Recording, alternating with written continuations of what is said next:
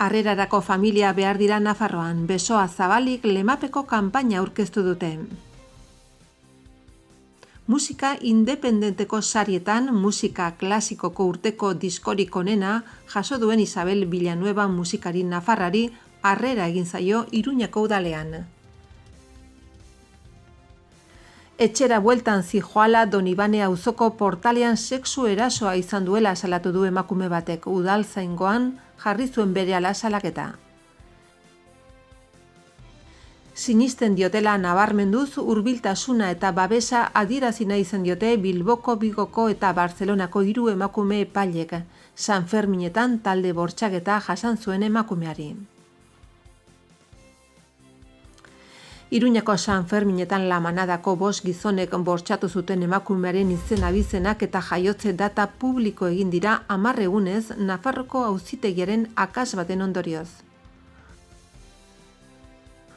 Urederraren sorburua izan zen 2017an Nafarroko esparru natural bisitatuena 150.000 persona erakarri zituelarik. Jarraian Bertizko Naturparkea 89.884 bisitarirekin. 9.000tik gora ikaslek irakur dezagun irakurzaletasuna bultzatzeko udal programan parte hartuko dute datorren ikasturtean. Abian da lansarean APP lan aukerak euskaraz bideratu eta erraisten duen aplikazioa. Besoa zabalik kanpaina aurkeztu du gizarte gaietako presidente ordean Miguel Laparrak. Harrera familia behar dira ohartarazi du. Adin txikiko neskamutikoak dira, famili biologikoan kasuistika desberdinetako arazoak direla eta harrerarako egoitzan bizi direnak edota senideren batekin bizi direnak. Iaz 223 haur izan ziren harreran hartuak 180 familiri esker. Halako famili gehiago behar dira. Familiaren barruan arazo desberdinak izan daitezke eta ez da ohikoena izatea behar ekonomikoarena, baizik eta bestelakoak izaten dira arazoak. Harrera sustatu nahi dute besoak zabalik ekimenarekin. Harrera familien testigantzekin sortu dute promoziorako bideoa. Baloreak helarazteko aukera, elkartasun elkartrukatzeko edota bi aldeen ongizate sustatzen direla gogoan izan dute. Harrerako familia izan nahi dutenek izen eman ondoren zenbait baldintza betetzen dituztela ziurtatuko dute. Harreran hartzen den haur bakoitzeko laguntza ekonomikoa ere jasoko dute.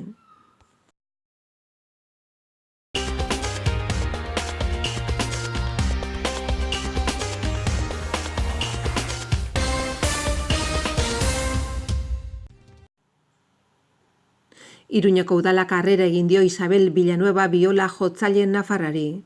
Pasaden martxoan egin zen musika independenteko min sarietako galan musika klasikoko urteko diskorik onenari emandako saria irabazi baitzuen Bohemes lanagatik. Ekitaldia eguerdiko 12 izan da eta bertan izan dira Iruñako alkatea Joseba Ziron eta udalbatzako kideak.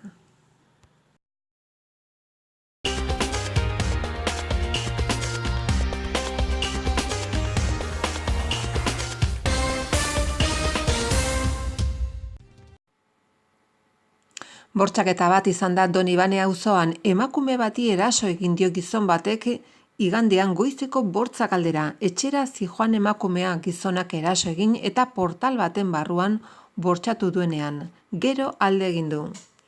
Emakumeak salaketa jarri du Iruñako udaltzaingoan eta ikerketa abian da.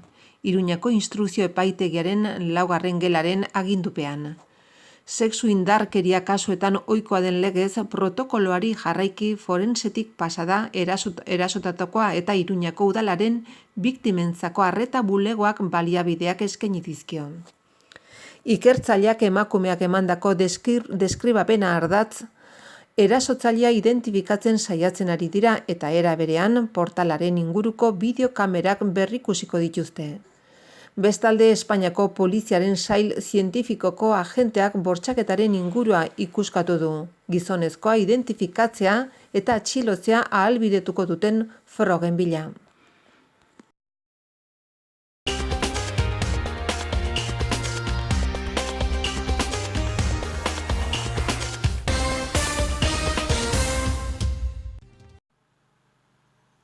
Nafarroko auzitegiak duela 2 aste eman zuen epaiarekin oso kritiko agertu dira 3 epaileak tartean Bilboko auzitegian ari den Nekane San Miguel, epaile arrasatearra, beste 2 dira Lugoko auzitegiko magistratu Dalila Dopazo eta Barcelonako auzitegiko Angel Vivas.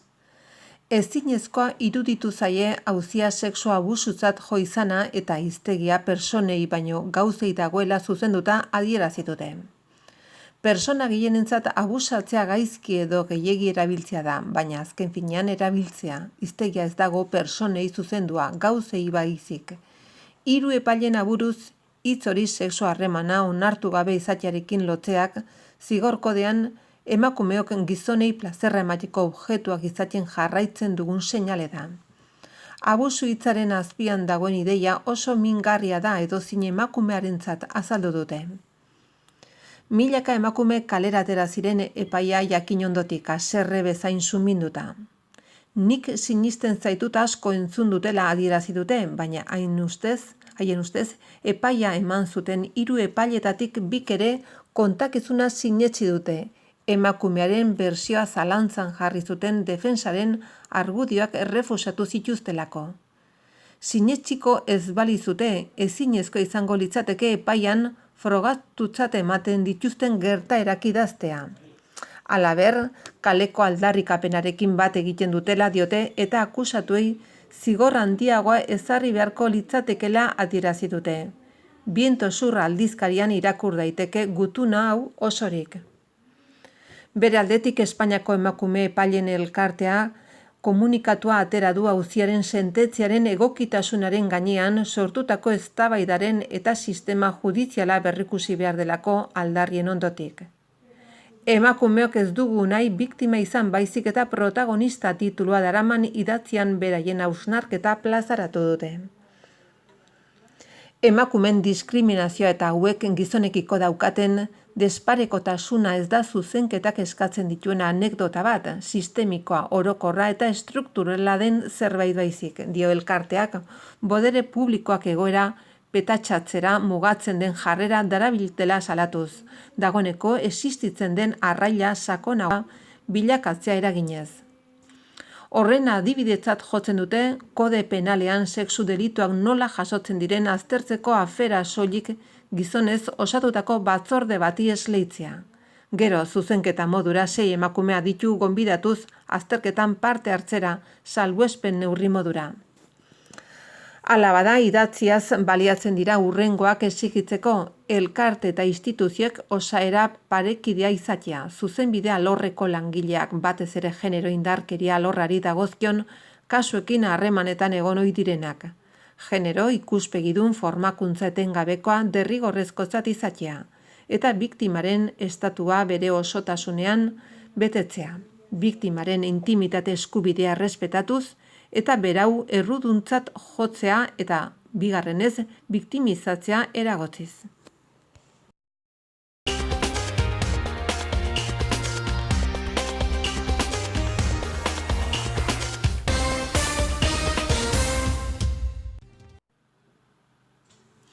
Nafarroko auzitegiaren hutsegite batek ahalbidetu zuen bortxatutako emakumearen datu personalak publiko egitea, apirilaren 27ko epai osoa deskargatzeko egiaztatze kode bat bidalizien edabide ezberdinei, komunikabideentzako espreski prestatutako dokumentuaren ordez. Epai ofizialean emakumearen izen abizenak eta jaiotza datak agertzen dira eta bertatik filtratu dira datuak. Dokumentu originalera sarbidea edukitzeko nahikoa zen Nafarroko Gobernuko web orri batean egiaztatze kodea sartzea.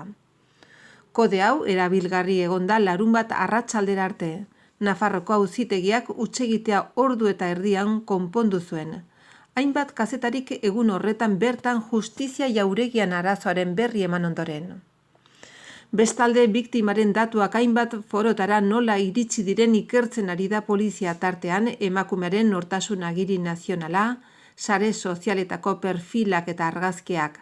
Datuok iragan asteazkenean agertu ziren foro kotxez edo burbuja.info bezalako atarietan. Alabaina, Nafarroko auzitegiak filtratutako datuak ez dute zerikusirik izan foroetan argitaratutakoekin.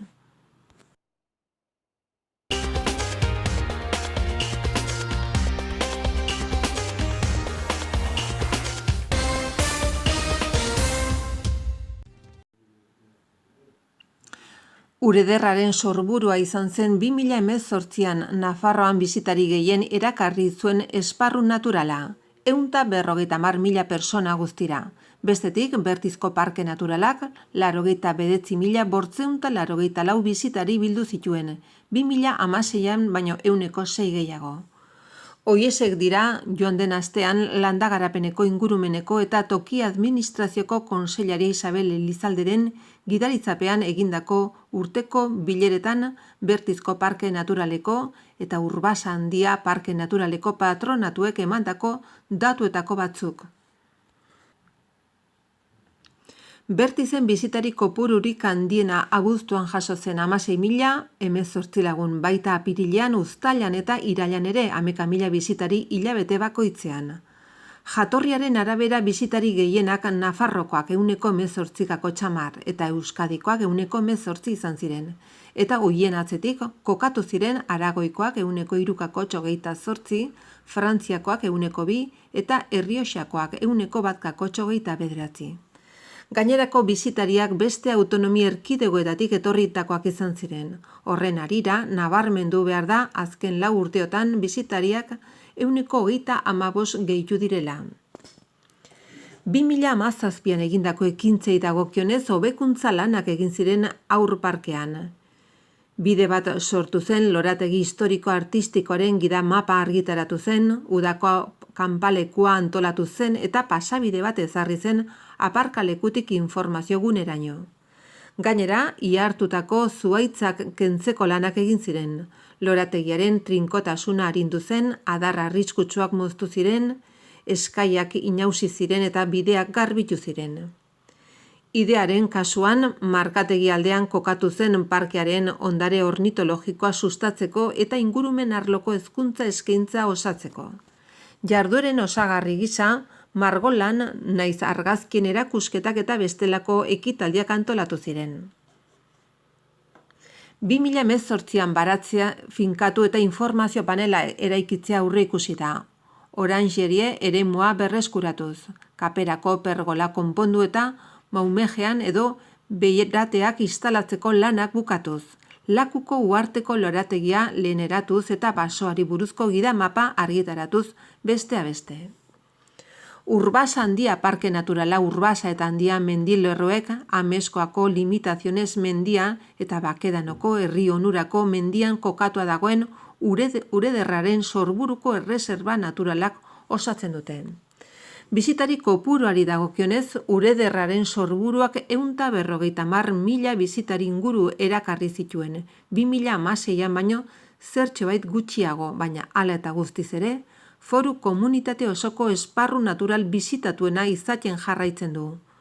Urbasan, Uztailan eta Abuztuan 40.000 bisitari baino gehiago egon zirela kalkulatu da. Abeltzaintzari dagokionez 2017an 40.000 abelburu igo ziren Urbasara eta Handiara. 370 ustiategi baino gehiagotako 32.000 ardi, 3.800 zaldi eta 4.800 behi inguru. Aurreko urteetako joera utziz, hazienda, larri gutxiago eta ardi gehiago bildu dira. Horren harira gogoratu behar da 2008aren hasieran Nafarroko nekazaritza ekologikoaren ziurtagiria atxikitako larreetarako izena emateko epea bukatu zela.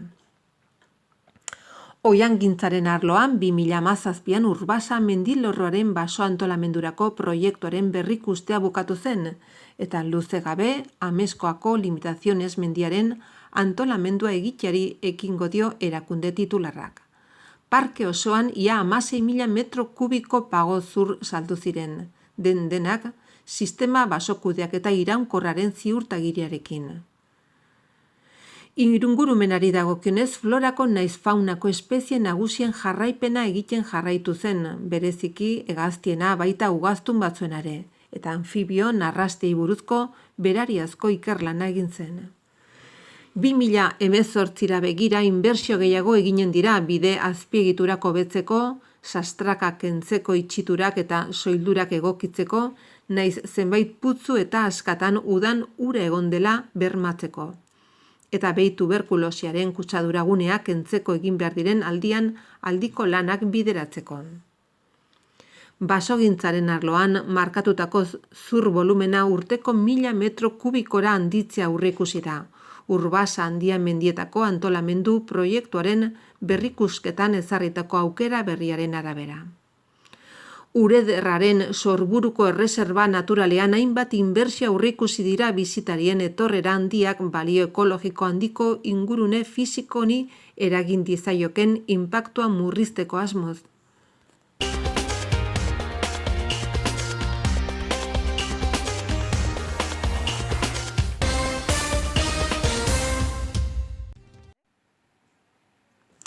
Haur lehen eta bigarren hezkuntzako 9.000-tik gora ikaslek irakur dezagun programan parte hartuko dute datorren ikasturtean ere. Haien literatura ezagupenak hobetu eta irakurtzeko aztura sendotze aldera. Iruñako udalak egiten duen apustu honen asmoa da hiriko ikastetxe publiko eta itunduek topaketak egitea idazlekin eta ahozko narrazioi buruzko programak txertatzea. Eta baitere aholkuak ematea ikastetxeetako irakaslei. Ekimena duela 22 urte abiatu zen eta udalak jarraipena eman nahi dio datorren ikasturtean antolaketa kontratu berri baten bitartez. Iruñeko udalaren tokiko gobernu batzarrak kontratuaren lizitazioa onetsi du eta 66.093 euroko aurrekontua izango du 2018-2019 ikasturterako. Programa hiriko 71 ikastetxe publiko eta itunduei eskaintzen zaie. Hori horrela, 203 saio aurreikusi dira guztira idazlekin topaketak egiteko edo ahozko narrazioa lantzeko, eta 71 irakaslei aholkuak emateko ikasturtean zehar, haur eta lehen hezkuntzako 51 ikastetxe publiko eta itunduetan, bigarren hezkuntzako 26 ikastetxeetan, hezkuntza bereziko 2etan eta helduen prestakuntzarako beste 2etan. Ikasturte honetan 8.973 ikasle eta 78 ikastetxetako irakasleak ari dira programan parte hartzen. Lizitazio iragarkia Nafarroko kontratazioaren atarian argitaratuko da eta horrekin bat hasiko da eskaintzak aurkezteko 18 eguneko epea. Programarako hautagaitzak baloratze aldera honako hauek aintzat hartuko dira. Aurreikusitako lan plangintza 50 puntu bitarte, eskaintza ekonomikoa 55 puntu bitarte eta proposatzen diren hobekuntzak 5 puntu bitarte. Irakur dezagun programak 3 jarduera mota ditu, ahozko narrazioi buruzkoa saioak, non munduko hainbat herrialdetako herri-ipuin adierazgarriak lantzen baitira. Topaketak haur literaturaren arloko idazlekin eta mintegiak irakaslendako. Irakaslei laguntzeko irakurketa kurrikulumean txertatzen eduki gisa. Ikaslekin egiten diren jarduerak irakaslek hautatzen dituzte proposatzen zaien idazleen zerrenda batetik. Topaketen kasuan helburua da ikasleek ezagutzea eskoletan lantzen dituzten liburuen idazleak. Horrela, gertuko harreman bat ezarrita idazleen eta irakurleen artean, narrazioen inguruko jardueran kasuan ordea, asmoa da ahozko transmisioaren lengoaia entzutea eta balioesten ikastea, baita intonazioa, keinu hizkuntza, argumentua eta sekuentziak ere. Irakaslekin egiten diren bileretan haur eta gazteendako bildumetan argitaratutako liburuen genero eta estiloak aztertzen dira, nobedadeak aurkezten dira. Ikastetxearen helburuetara hobekien egokitzen diren protagonistak bilatzen dira saio bakoitzerako, eta hizkuntza eta literatura irakasgaiko kurrikulum helburua betetzeko lagungarri diren metodologiak iradokitzen dira. Iruñako udalak 1986an abiatu zuen irakurzaletasuna sustatzeko programa eta 1987-1988ko ikasturtetik aurrera Iruñeko haur eta lehen hezkuntzako ikastetxei ez ezik, derrigorrezko bigarren hezkuntzako ikastetxei ere zuzenduta dago. Hona ekimenaren helburuak, irakurzaletasuna sustatzea eta harekiko jarrera positiboak bultzatzea. Beti ere iritziak elkartrukatzeari bidea emanez, hainbat baliabide ikastetxen eskura jartzea. Haien hizkuntza eta literatura arloko programazioak oso osaditzaten, aurrak akualetzea irakurtzaletasuna abentura gisara bizi dezaten eta sustatzea ahozko narrazio kultura adierazpentzat eta balioak elkarri transmititzeko funtsezko tresnatzat baliotsi dadin.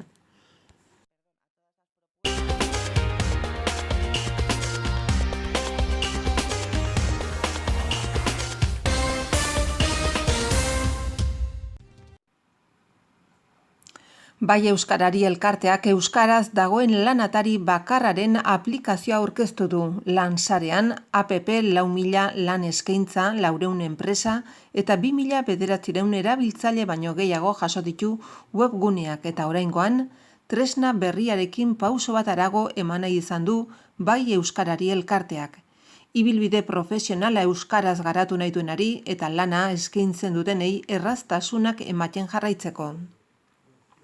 Lansarean bi publiko hauei dago zuzendua, alde batetik enpresa, saltoki eta era guztietako entitatei, lan eskaintzak zabaldu eta hautaketa prozesuak arinago kudea ditzaten. Eta bestetik lan bila ari diren personei, euskarazko eskaintza profesionalak modu personalizatu batean jaso eta hobekien egokitzen zaien lana topa dezaten. Bien kasuetan Google Play eta App Storeen deskarga dezakete tresna berria debaldeen. Lana euskaraz bilatu, lana euskaraz eskaini eta euskaraz lan egin nahi duen komunitateari tresna eta baliabide berriak eskaini nahi zaizkie. Haien beharretara eta lan kudeak eta ohituretara egokiturik. Jakin badakigu gaur egun persona gehienek aplikazio eta mugikorren bidez egiten dituztela internet bidezko bilaketak, erosketak, erreserbak eta bar. Hori horrela izanik, sakelekoetatik edo tabletetatik lan eskaintzak euskaraz kudeatzeko aukera eskaintzen du aplikazio berriak. Hautagaia izan edo profesionala izan lan eskaintzen kudeaketa erraxa eta eraginkorra izateko diseinaturik dago aplikazio berria. Sektore anitzeko lan eskaintza jasotzen ditu atariak, interesen arabera personalizatu daitezkenak. Aplikazioak gainera jakinarazpenak programatzeko eta eskaintzak ordenatzeko aukera ematen du. Kudeatzeko sistema erraxa dauka eta hautagai enpresa harremanetan jartzeko mezularitza aukera eskaintzen du. Horretaz gain, lansareaneko erabiltzailei ibilbide profesionala euskaraz egiten laguntzeko helburuarekin orientazio zerbitzu eskaini eta formakuntza agendaren berri ematen du. Lansarean Bai Euskarari elkartearen proiektua da, arlo sozioekonomikoan euskararen erabilera areagotzen laguntzeko sorturikoa. Izan ere, gaur egun Bai Euskarari ziurtagiri bat baino askoz gehiago da. Gure komunitatea sendotzeko ari gara lanean baliabideak etengabe sortzen eta eguneratzen saiatzen dira eta ez hori bakarrik gero eta eragin handiago hartzen ari diren beste zenbait proiektu ere ari gara elikatzen enpresaren, lanabes eta lansarearen lanataria bestea beste.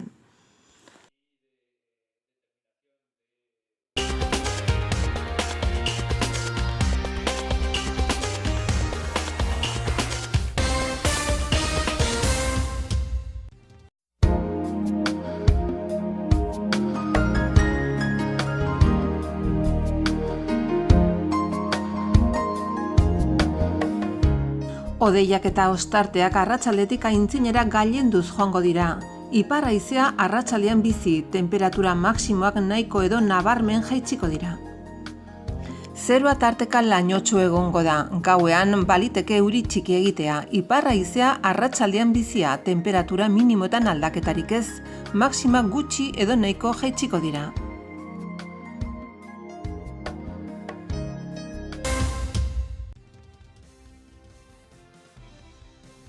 Harrerarako familia behar dira Nafarroan, besoa zabalik lemapeko kanpaina aurkeztu dute. Musika independenteko sarietan, musika klasikoko urteko diskorik onena jaso duen Isabel Villanueva musikari nafarrari harrera egin zaio Iruñako udalean. Etxera bueltan zijoala Donibane auzoko portalean sexu erasoa izan duela salatu du emakume batek udaltzaingoan jarri zuen berehala salaketa. Sinisten diotela nabarmenduz hurbiltasuna eta babesa adierazi nahi izan diote Bilboko, Bigoko eta Bartzelonako 3 emakume epailek, San Ferminetan talde bortxaketa jasan zuen emakumeari. Iruñako San Ferminetan La Manadako 5 gizonek bortxatu zuten emakumearen izen abizenak eta jaiotze data publiko egin dira 10 egunez Nafarroko auzitegiaren akas baten ondorioz. Urederraren sorburua izan zen 2017an Nafarroko esparru natural bisitatuena 150.000 persona erakarri zituelarik. Jarraian Bertizko Naturparkea 89.884 bisitarirekin. 9.000tik gora ikaslek irakur dezagun irakurzaletasuna bultzatzeko udal programan parte hartuko dute datorren ikasturtean. Abian da Lansarean app lan aukerak euskaraz bideratu eta errasten duen aplikazioa.